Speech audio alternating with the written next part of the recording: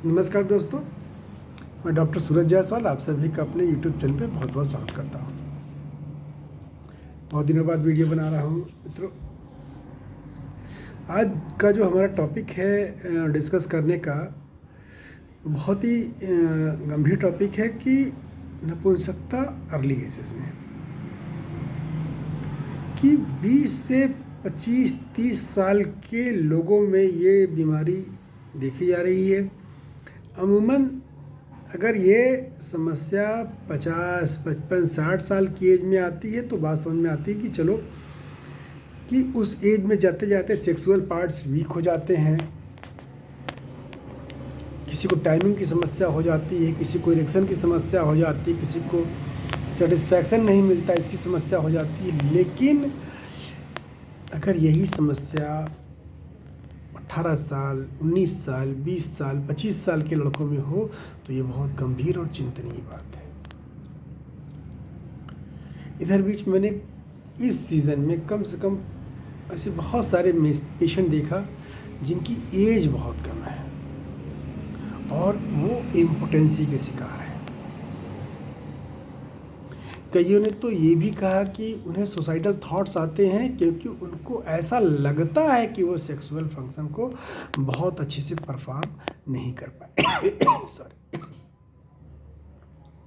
जबकि अभी उन्होंने एक भी बार सेक्स नहीं किया है, एक भी बार किसी इस तरह के अनयूजुअल सेक्सुअल कांटेक्ट में नहीं है, बस सिर्फ मास्टरबेशन के आधार पे उन्होंने अपने आप को इम्पोर्टेंट मान लिया है। बताते हैं कि पहले मास्टरबेशन करते थे तो पेनिस बहुत देर तक टाइट रहता था, अब मास्टरबेशन करने में ही पेनिस टाइट नहीं होता।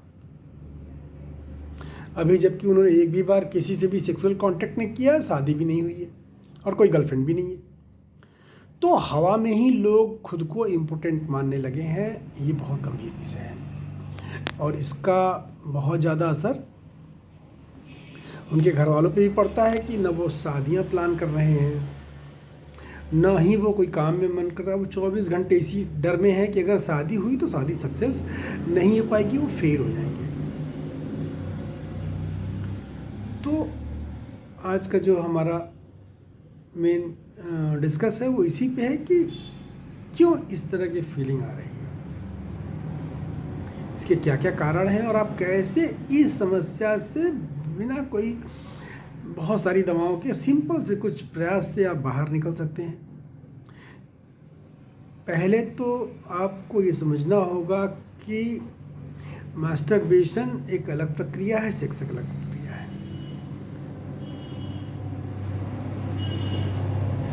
मास्टरबेशन करते करते आपको ये महसूस होता है कि आपने बहुत ज़्यादा मास्टरबेशन कर लिया है, आपके पार्ट जो हैं बहुत वीक हो गए हैं, डिस्टर्ब हो गए हैं, उनका स्ट्रक्चर बिगड़ गया है। शायद आपको ऐसा लगता है कि आप जिससे आपकी शादी होगी वो शादी बहुत दिन तक सर्वाइव नहीं हो पाएगी, आपकी सामाजिक प्रतिष्ठा को चोट पहुँचेगी, आप परेशान हो जाएंगे, आपका समाज परेशान होगा, आपके माता पिता परेशान हो जाएंगे, आपकी समाज में बेइज्जती होगी। बहुत सारा डर लोगों को इसी चीज़ को लेकर लग रहा है। इसके मुख्य कारण भी है कि अगर आप जो बहुत कारण जो समझ में आया वो यही है कि ढेर मास्टरबेशन एडिक्शन, ड्रग्स, बहुत ज़्यादा स्मोकिंग, बहुत tobacco chewing, much porn watching और बहुत ज़्यादा अगर आप अंडर एज में बहुत ज़्यादा सेक्सुअल एक्टिविटी में इन्वॉल्व हैं तो कहीं ना कहीं आपको ओवर इंडल्जेंस ऑफ सेक्स में होने के बावजूद भी आपको ये समस्या आ सकती है। इसमें बहुत ज़्यादा आपको घबराने की ज़रूरत नहीं है, बहुत ज़्यादा तनाव लेने की ज़रूरत नहीं है, बस आपको अपनी काउंसलिंग करवानी है किसी अच्छे डॉक्टर से मिलकर, उसको अपनी बातें बताकर आपको उससे सलाह लेनी चाहिए। कि ये एक प्रकार का सूडो इम्पोटेंस है, आप बहुत अच्छा फंक्शन परफॉर्म कर सकते हैं, कोई बहुत दिक्कत नहीं है, लेकिन आपके मन में एक डर बैठ गया अगर मैं सेक्स करने जाऊंगा या मेरी शादी होगी, शादी नहीं चलेगी तो क्या होगा, तो ये होगा, तो तलाक हो जाएगा, तो फिर समाज में बदनामी होगी, बहुत सारी ये दिक्कतें हैं। तो अगर आप इन चीज़ों से बचना चाहते हैं तो पहला काम आप मास्टरबेशन बंद करें, फ़ोन सेक्स बंद करें, पॉर्न वॉचिंग देखना बंद करें। और अगर आप सेक्सुअल एक्टिविटी में बहुत ज़्यादा इन्वॉल्व हैं तो उसकी टेंडेंसी को कम करें। बहुत स्मोकिंग कर रहे हैं वो भी ना करें। जो काम आप कर रहे हैं, पढ़ रहे हैं, व्यापार कर रहे हैं, नौकरी कर रहे हैं, आप उसमें पूरा ध्यान लगाएं और एक हेल्दी माइंडसेट डेवलप करें। अगर आप अनमैरिड हैं, क्योंकि 20 से 25 साल के बीच में लोग अनमैरिड ही होते हैं और अनमैरिड ही बहुत पेशेंट है। शादी एक बहुत सुंदर कार्य है, सुंदर रिश्ता है। आप अपने आप को अगर अभी बचा कर रखेंगे तो शादी में आप उसका पूरा एंजॉय, पूरा सुख ले पाएंगे। और थोड़े बहुत मास्टरबेशन करने से कोई भी आदमी इम्पोर्टेंस नहीं होता। थोड़ी बहुत गलतियाँ, थोड़ी बहुत नादानियाँ सभी करते हैं, इसलिए बहुत ज़्यादा इसमें सोचने की ज़रूरत नहीं है। इसकी बहुत सारी दवाएं हैं। सबसे अच्छी दवा तो ये है कि पॉजिटिव लोगों के साथ रहें, जो भी आपके शुभचिंतक हैं आप उनसे ये बातें शेयर करें। वो आपको बताएंगे कि ये कोई बहुत बड़ी समस्या नहीं, हर कोई इस स्टेज से गुजरता है। इतनी एज में कोई समस्या नहीं आती। समस्या आती है 45 साल 50 साल के लगभग, जब अर्ली एजैकुलेशन भी होता है, इरेक्शन नहीं होता, डिज़ायर बहुत रहती है, पार्टनर सपोर्ट नहीं करता। तब एक बात समझ में आती है कि चलो आप इम्पोर्टेंसी के शिकार है, आपको प्रॉपर ट्रीटमेंट की ज़रूरत है। और अगर प्रॉपर ट्रीटमेंट हो जाए तो भी काफ़ी हद तक आपको सेक्सुअल फंक्शन में राहत मिल जाती है, आप अच्छा फंक्शन परफॉर्म कर सकते हैं। लेकिन ये जो समस्या है कम एज के बच्चों में, जो 17-18 साल में ही मास्टरबेशन स्टार्ट कर देते हैं, जब उनकी पढ़ने की उम्र होती है, लाइफ को सेचुरेट करने की उम्र होती है, तब से वो मास्टरबेशन करने लगते हैं। पोर्न एडिक्शन हो जाता है और उनको सेक्स भी अवेलेबल हो जाता है।